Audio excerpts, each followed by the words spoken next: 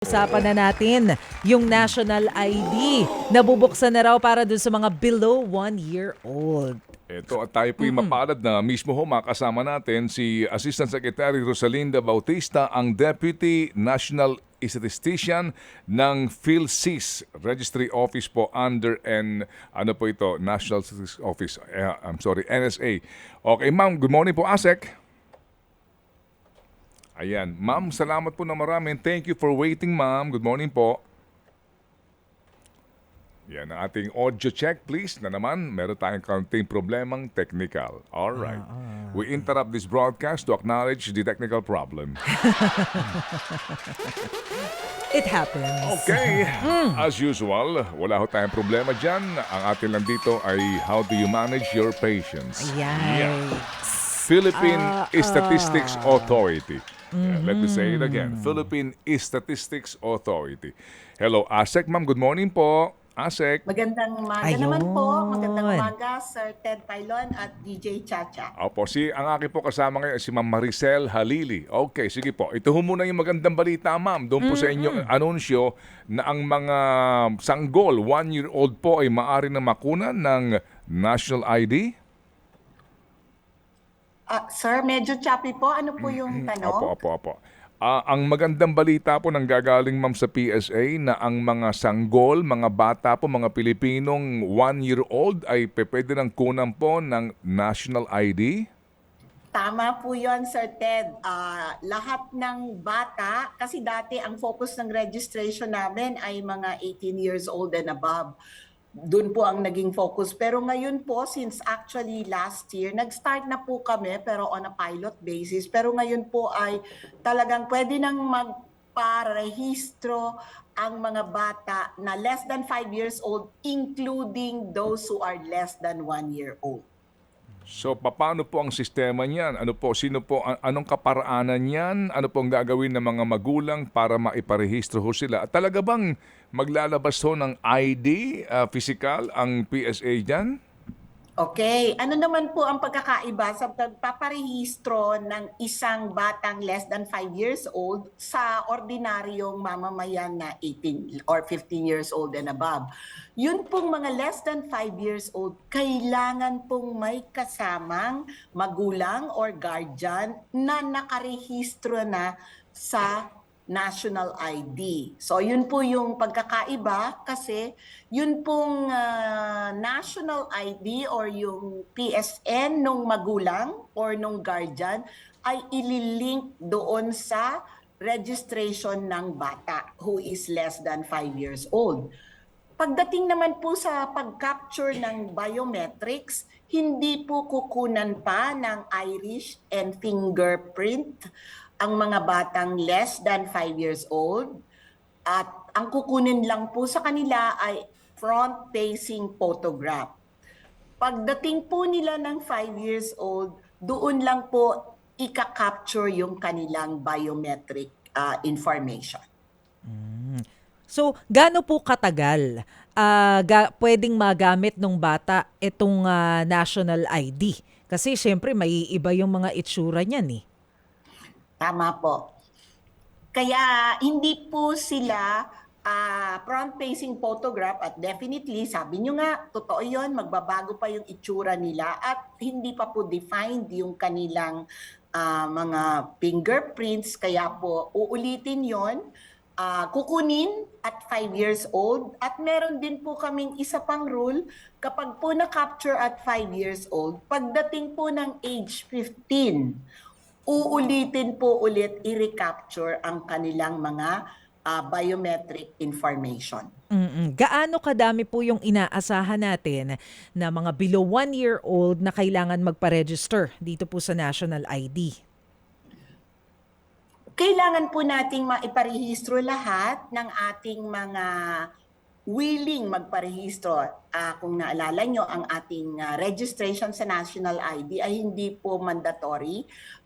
Voluntary po ito. Pero ngayon po ay hinahanap na ang registration sa national ID ng mga 4-piece beneficiaries. So kaya po kapag may mga payouts ang DSWD para sa kanilang mga program, social protection program, nagko-collocate po ang mga PSA registration teams para dun sa mga hindi pa nakarehistro ay makapagparehistro na rin kaagad. Ma'am, ulitin ko lang po yung tanong kanina, kung mabibigyan din po ba ng physical ID ito pong mga magpaparegister na below 1 year old? Medyo mahina po. Opo. Pwede pong Sorry Sorry po. Pwede, bibigyan din po ba ng physical ID yun pong magpaparegister na below 1 year old? Ulit po, ulit. Oo, Pasensya parang na po. may- Opo. Yung, Meron lang kasing problema nga po no, sa ating pong ugnayan. Ma'am, yun ho bang mga 1-year-old, no, itong mga batang ito, bibigyan talaga ng physical ID as in identification card po, physical? Opo, ganito po. Ang dahil po hindi pa sila makukuha, front-facing photographs lang ang kukunin sa kanila, hindi po sila ma-issuehan pa ng physical, yung Opo, physical yes, ma'am. ID itself. Oo. Pagdating po ng 5 years old, doon sila magkakaroon ng physical ID. But, yun pong tinatawag namin na e-fill ID ay pwede silang ma-issuehan as an evidence na sila ay nakarehistro Yun. na. Ayun. So kumbaga po, for practical purposes, ito po lamang ay para sa pagpaparehistro ho nila, no? Para maging bahagi po ng ating pong data system. Ano po? Opo. Okay. Para po may evidence like kung sila ay magta-travel, ay meron na silang magagamit na evidence na kanilang ID para Okay. doon sa bata. Sige po. So, ma'am, ASEC, sa ngayon po, paano ho ba kami makapagpaparehistro? Yung pong kakanin nyo kasi hindi po ito mandatory. So, paano po kami makapagpaparehistro? Makakuha po kami ng national ID at talaga bang available yung ID na yan o hanggang ngayon po papel pa rin yan? Yun pong pagpaparehistro, ngayon po ay may mga bawat provinces sa buong Pilipinas, meron po kaming tinatawag na mga fixed registration centers and most of them are located sa mga PSA provincial offices. At the same time, meron din po kaming mga teams na umiikot to various municipalities within the province para po mag-conduct ng mga mobile registration. Para po sa mga recently lang po napirmahan na yung MOA between PSA and the Department of Education. Kaya po meron na rin kaming plans for conduct of school-based registration para lalo na po sa mga bata. Yung mga nag-aaral na. Para sa mga nag-aaral na. Pero pagdating po ng mga less than 5 years old, ang mga ginagawa po namin ay nagkakaroon kami ng collocation sa mga hospital, government hospitals na may mga pediatric services. Kasi doon po yung mga pag-offer ng mga vaccination, so doon po dinadala yung mga bata at pag dinala yung bata, may kasamang magulang or guardian kasi yun po ay kakailanganin para maiparehistro. Opo. Medyo challenge po ng konti ang pagpaparehistro ng bata dahil kailangan may kasamang magulang, sabi ko Opo. nga, at saka Opo.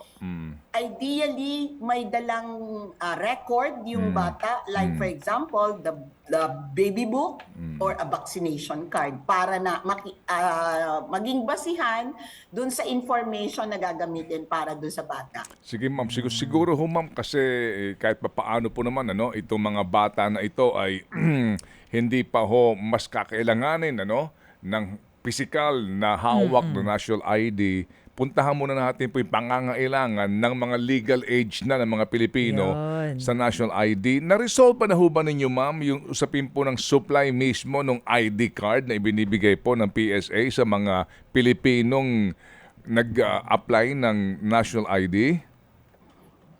Yung supply po, Mismo, ang ma'am. commitment po namin, meron po kaming delay sa pagprint o pagbigay ng mga physical na national ID.